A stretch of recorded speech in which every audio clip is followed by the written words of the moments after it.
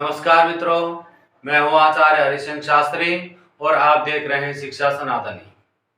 मित्रों, आज हम कक्षा 10 के शेमोसी नामक जो पुस्तक है उसके 10वां पाठ पढ़ने जा रहे हैं, जिसका नाम है अन्योक्तय। अन्योक्तया यानी कि अन्य यानी दूसरों को लक्ष्य करके कही हुई बात। उक्ति यानी होती है बात, किसी की प्रशंसा करना या किसी की निंदा करना, किसी को प्रेरित मानकर आंशिक निंदा करना या प्रशंसा करना। उदाहरण देकर के समझाना, जैसे किसी विद्यार्थी को समझा रहे हैं कि तुमको ऐसे पढ़ना है, ऐसे तुमको ध्यान रखना है। जैसे काक चेष्ट बकय ध्यानम श्वान निंद्रा तथैव च अल्पहारी गृह त्यागी विद्यार्थी पंच लक्षण।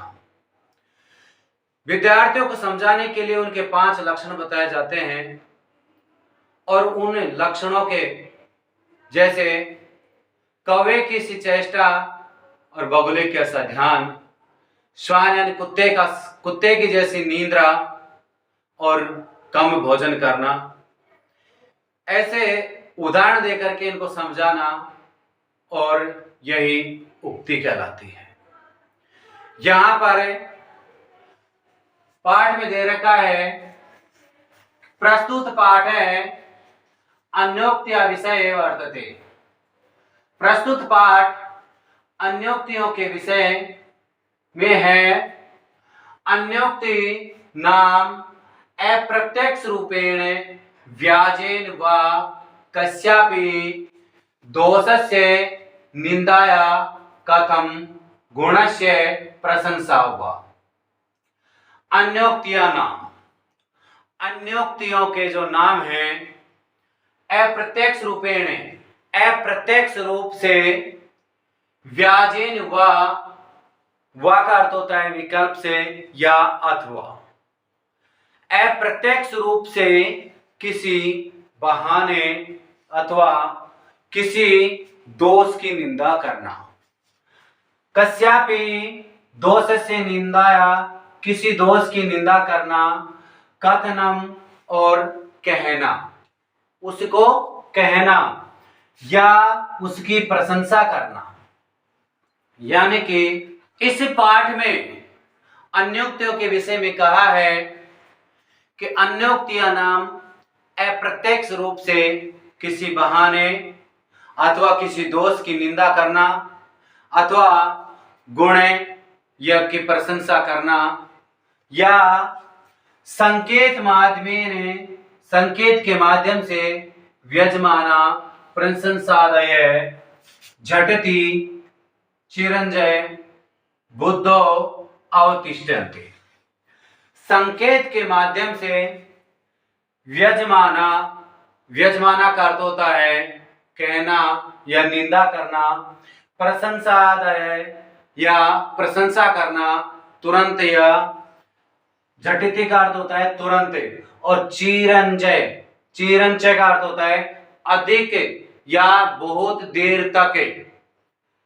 बुद्धो अपनी बुद्धि में अवतिष्ठन्ते रुकती है, या बुद्धि में या दिमाग में टिक जाती है या हृदय में बैठ जाती है। क्या कि संकेत या किसी को माध्यम बनाकर जो बात कहते हैं या किसी की प्रशंसा करना तुरंत या जल्दी देर तक, उदाहरण देकर के समझाएंगे तो देर तक रहेगी और तुरंत समझ में आ जाएगी, और अपने जो बुद्धि होती है, वो दिमाग होता है, उसमें या हृदय में तुरंत बैठ जाती है या याद हो जाती है। अत्रापि सप्तानाम अन्योक्तीनाम संग्रहो वर्तते। अत्रापि यहाँ भी सप्तानाम 7 अन्योक्तीनाम अन्योक्तियां संग्रहो वर्तते, संग्रहित की गई है या एकत्रित की गई है। राजहंस, कोकिल, मेघ, मालाकार, तड़ाग, सरोवर, चातक, आदीनां माध्यमेन सत्कर्म प्रति गमनायं प्रेरणा प्राप्यते। राजहंस यानी कि राजहंस। कोकिले कोकिलिया कोयल। मेघ मेघ या बादल। मालाकार माला को बनाने वाले या माली। तड़ागे हैं जो तड़ागे हैं या सरोवर, तालाब या सरोवर, चातक आदि माध्यमेन इनको माध्यम बना करके सत्कर्म प्रति गमनायम प्रेरणा प्राप्यते, यानी कि इनको माध्यम से इनके माध्यम से मानव को अच्छे कर्मों के प्रति जानने के लिए या प्रवृत्त करने के लिए प्रेरित किया जाता है। मनुष्य को समझाने के लिए और मनुष्य को उत्साहित करने के लिए कि उसके समझ में आ जाए, किसी गलत कार्य को नहीं करे, ऐसे उदाहरण देकर के मनुष्य को समझाया जाता है। यहाँ पर जो श्लोक दे रखे हैं उनमें से जो कुछ श्लोक ऐसे हैं जो पंडित श्री जगन्नाथ जी के भामनी विलास से लिए गए हैं और बाकी के जो दो श्लोक हैं वो भर्तृहरि के नीति शतक वैराग्य शतक में से लिए गए हैं। यहाँ पर है पहला श्लोक है, एकेन राजहंसेन या शोभा सरसो भवेत् न शावक सहस्रेण परितैते रवासिनः, यानी कि एकेन राजहंसेन, एकेन राजहंसेन, एक राजहंस के द्वारा, सरसो सरस यानी होता है तालाब, और या शोभा भवेत यानी जिसकी या जो, शोभा भवेत शोभा होनी चाहिए, न शावक सहस्रेण परितः तीरवासिना, यानी कि परित यानी चारों ओर, यहां पर अव्यय है, शब्द है अभितय परितय समय निक्साहा। तो यहां पर जो दे रखे हैं परितय, परितय का अर्थ होता है चारों ओर। तीरवासिना, तीर यानी होता है किनारे पर, वासिना निवास करने वाले या वहां पर वास करने वाले। तीर का दूसरा अर्थ होता है तट, यानी तट पर बैठे रहने वाले। कौन? बक सहस्रेण हजारों बाबुले। न सा, न यानी नहीं, सा का अर्थ होता है वह है। भवेत या भवती, वह शोभा नहीं होती है। कैसी? पंडित जगन्नाथ ने कहा है, पंडित राज जगन्नाथ जी कहते हैं कि भामनी विलास में कि एक राजहंस सारे तालाब की शोभा बढ़ा देता है।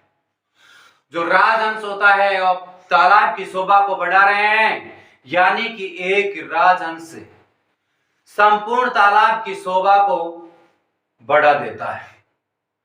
वह शोभा उस तालाब के किनारों पर निवास करने वाले हजारों बगलों से नहीं होती है।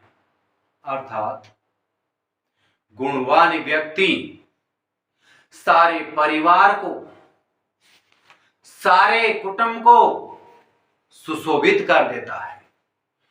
यदि किसी परिवार में एक व्यक्ति में कोई गुण है और उस गुण से पूरे परिवार को साथ लेकर के चलता है तो उसकी शोभा बढ़ जाती है।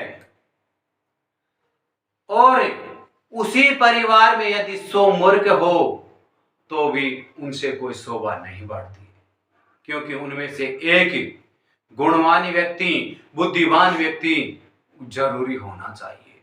इसलिए इस कहावत के माध्यम से, इस उक्ति के माध्यम से कहा है कि हजारों बगुले भी उस तालाब की शोभा नहीं बढ़ाते, क्योंकि एक राजहंस होता है, उसके द्वारा उस तालाब के शोभा को बढ़ा दिया जाता है। यहां पर जो शब्द दे रखा है राजहंसेन, राजहंसेन है, तो यहां इसका समास विग्रह होगा राज्ञ हंसतेन। क्या होगा? राज्ञ हंसतेन। इसमें बहुब्रीहि समास का प्रयोग किया गया है। बहुब्रीहि समास का प्रयोग किया गया है। उसके बाद में है बक सहस्त्रेण, हजारों बगुले भी। तो क्या होगा इसका? बका नाम सहस्त्रम। क्या होगा? बका नाम सहस्त्रम। इसमें कौन सा समास होगा? बहुब्रीहि समास होगा। बका नाम सहस्त्रम। और उसके बाद में परितः, तो परितः जो शब्द है, उस परितः का क्या होगा? अव्ययपद। क्या होगा? अव्ययपद क्या होगा इसमें? परितः। क्या होगा? परितः। उसके बाद में जो नए शब्द होता है, वो नए भी इसमें क्या है? अव्यय शब्द है। लेकिन यहां पर एक शब्द और है। कौन सा? विशेष और विशेषण है। विशेष और क्या है और विशेषण क्या है? यहां पर एकेन जो शब्द दे रखा है, वो एकेन है, वो पद तो क्या हो गया? विशेषण। जो एकेन शब्द है वो तो क्या हो गया? विशेषण। और इसका विशेष क्या है? राजहंसेन। इसका विशेषण क्या होगा? राजहंसेन। ये तो विशेषण हो गया और ये विशेष्य पद हो गया। यहां पर परितः तीरवासीना, इसमें परितः प्लस तीरवासीना, तीरवासीना, इसमें कौन सी संधि होगी? क्योंकि यहां पर विसर्ग आ रहा है, विसर्ग को क्या हो जाएगा? से। रुत्व करके, जो रू कार्य करके उसको क्या हो जाएगा? से। तो इसमें कौन सी संधि होगी? विसर्ग संधि। यहां पर जो भवेद दिया है, चाहिए अर्थ में दिया है, विधिलिंग का है। भवेत भवेताम भवेयु। तो यहां शोभा बढ़ने के लिए कहा है कि उनकी शोभा बढ़नी, राजहंस से शोभा बढ़ने चाहिए। तो चाहिए अर्थ में किसका प्रयोग करेंगे? भवेत का। अगला श्लोक है भोक्ता मृणाल पटली भवता निपाति नान्य अम्बो नियात्रे नलिनानि निसेवितानि विराजे हंस वादितस्य सरोवरस्य कृतेन केन भवेतासि कृतोपेकारः। यहां पर कवि कह रहे हैं कि भुक्ता मृणाल पटली भवता निपिता नी अंबुनी यत्र भवता, जहां आपके द्वारा। मृणाल पटली, मृणाल पटली का अर्थ होता है कमल नालों का समूह है। कमल के जो पेड़ होते हैं उसके नीचे की नालियों के समूह को भुक्ता, भुक्ता का अर्थ होता है खाया गया। और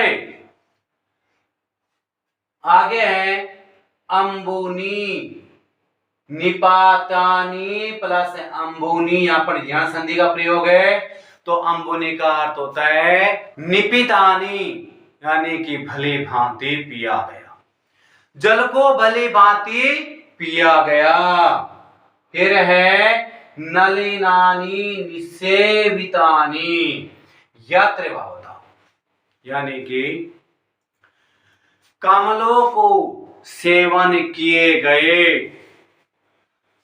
रे राजहंस, अरे राजहंस वद तस्य सरोवर से। तस्य, तस्य का अर्थ होता है उसे, सरोवर से तालाब का, केन, केन का अर्थ होता है किससे, कृतेन भवतासी कृतोपकार है, यानी कि किस कार्य से उपकार, भवितासी वद करने वाला होंगे या करने वालों। कवि ने कहा है कि अरे राजहंस, जहां आपके द्वारा कमन नालों का जो समूह है, उसे समूह को भली भांति पिया गया, कमलों का सेवन किया गया। ये रे राजहंस उस तालाब का, उस सरोवर का किस कार्य से प्रत्युपकार करने वाले होंगे। बोलो, उस तालाब के उपकार को तुम कैसे चुकाओगे। अर्थात हे मानव, मनुष्य के लिए उदाहरण देकर के समझाया है कि हे मानव, हे मनुष्य, तुम्हारा जीवन जिस देश, धर्म, जाति में हुआ है, उसका ऋण उपकार किस कार्य से चुकाओगे। क्योंकि यहां पर सभी के ऋणी रहो, इनका सम्मान करो, इनका ध्यान रखो और इनकी सेवा करो, नहीं तो उपकार नहीं कर पाओगे। इसलिए तो राजहंस को इस उक्ति के माध्यम से कहा है, करे राजहंस, तुम कमलनाल के जो पेड़ हैं उनको भक्षण कर रहे हो, और हरे राजहंस उस तालाब का, उस सरोवर का किस कार्य से प्रत्युपकार करने वाले होंगे। बोलो, उस तालाब के उपकार को तुम कैसे चुकाओगे, बोलो कैसे करोगे। इस उदाहरण के माध्यम से कवि ने यहां पर वर्णन किया है। इसमें निपितानी अंबुली, यहां पर लिख देता हूं, निपितानी प्लस अंबुली, जो शब्द दे रखा है तो ई के स्थान पर क्या करना है, क्योंकि इधर ए है और तो ई के स्थान पर क्या करना है, ये। और कौन सी संधि होगी इसमें, यण संधि। निपितानी प्लस अंबुली, और भवितासी, भवितासी का होगा भवितासी, जो भवितासी शब्द है उसमें होगा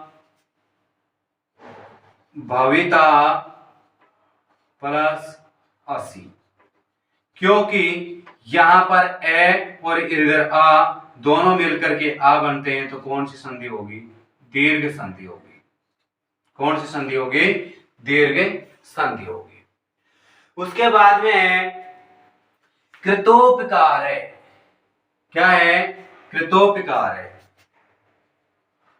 कृतोपकार जो शब्द है उसका है कृते प्लस उपकार। यहां पर गुण संधि का कार्य किया जाएगा। उसके बाद में है यहां पर समास कौन सा है, यहां पर समास है मृणाल पटली। मृणाल पटली में होगा मृणालानाम पटली। तो कौन सा समास होगा, मृणालानाम पटली का षष्ठी तत्पुरुष समास का प्रयोग किया जाएगा। उसके बाद में है भुक्ता, यहां पर भुज धातु है, क्या है, भुज धातु है, और इक्तय प्रत्यय का प्रयोग करेंगे और टाप प्रत्यय का प्रयोग करेंगे।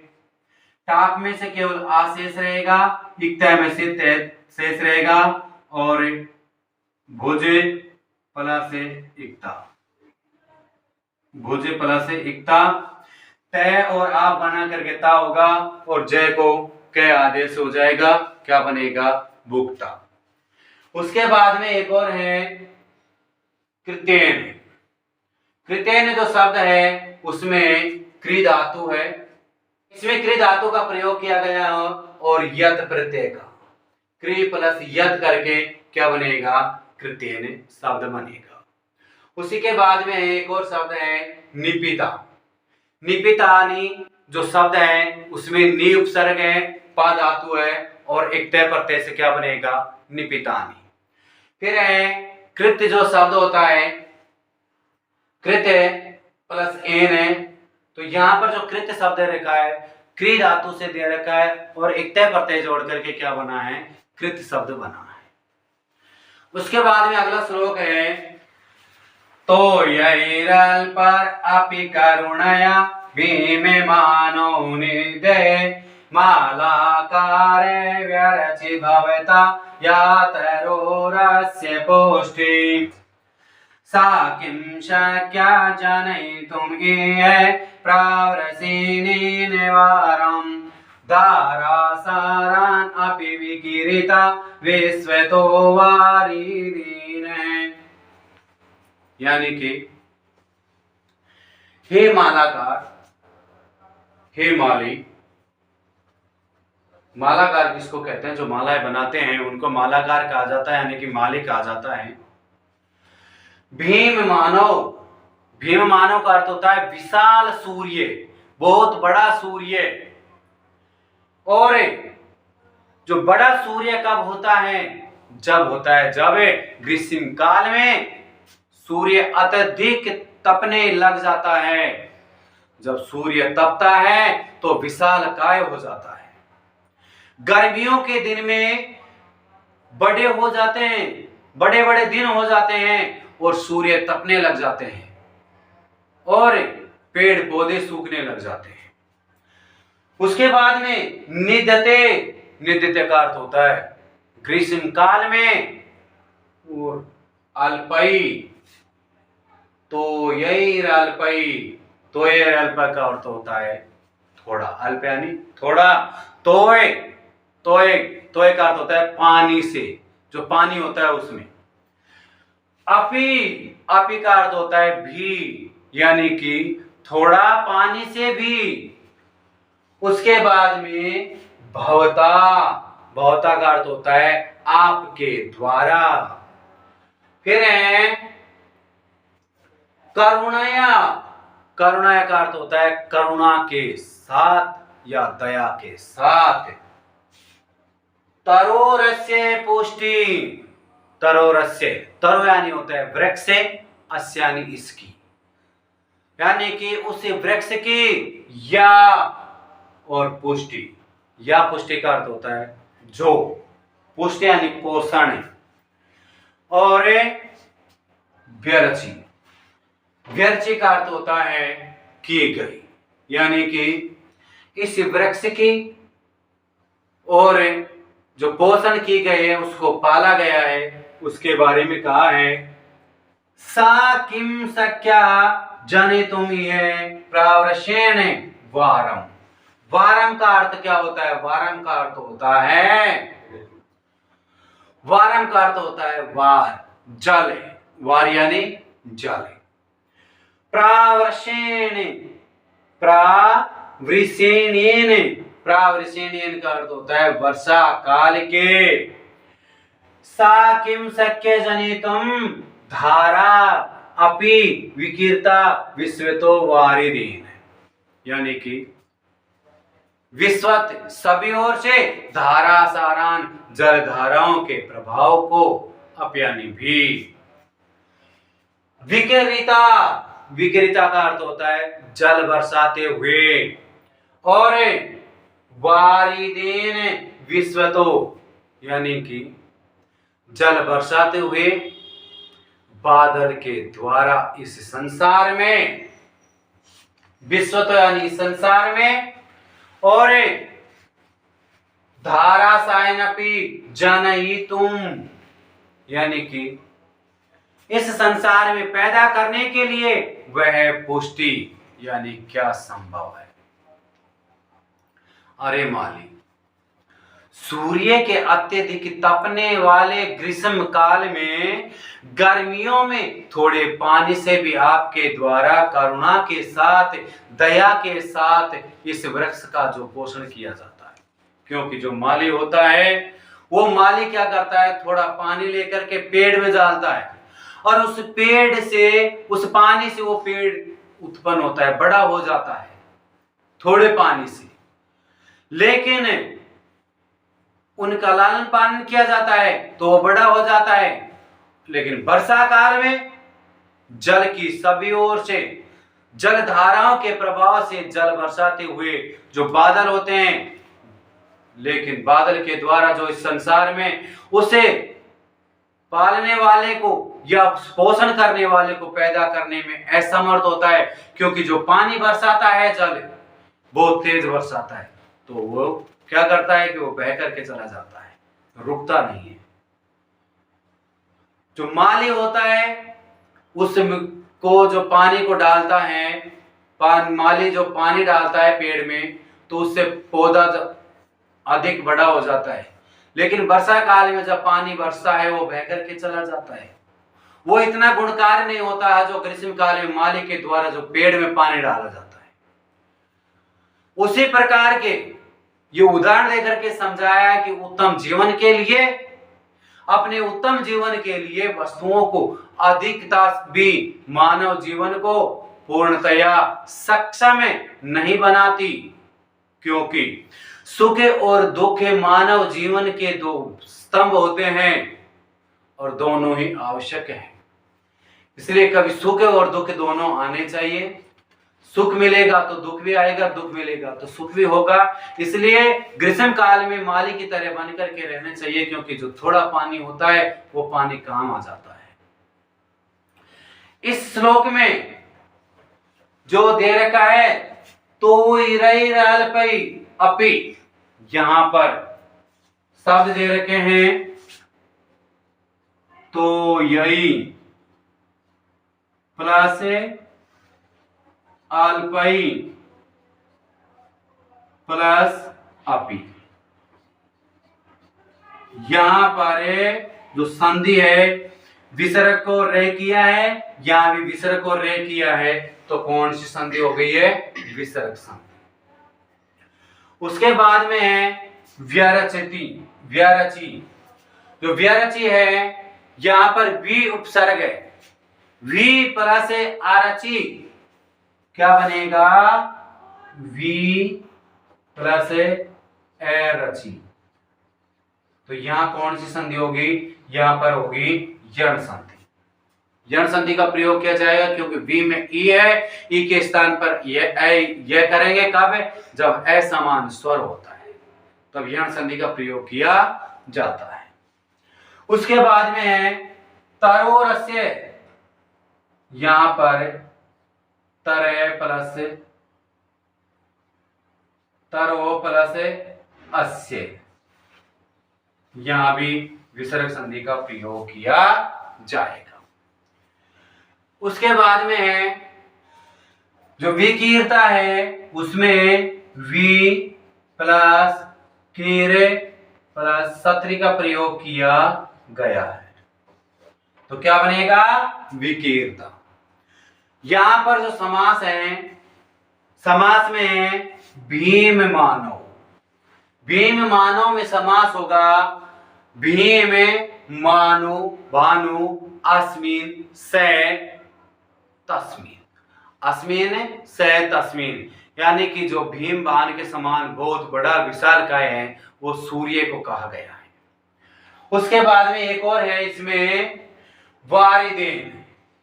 जो वारिदेन शब्द है, इसमें भी शब्द है, समास है वारी ददाती, वारी ददाती, तो इसमें भी समास होगा। यहां पर है पुष्टि, जो शब्द दे रखा है, पुष्टि में पुष्ट धातु और इक्तिन प्रत्यय का प्रयोग किया गया है।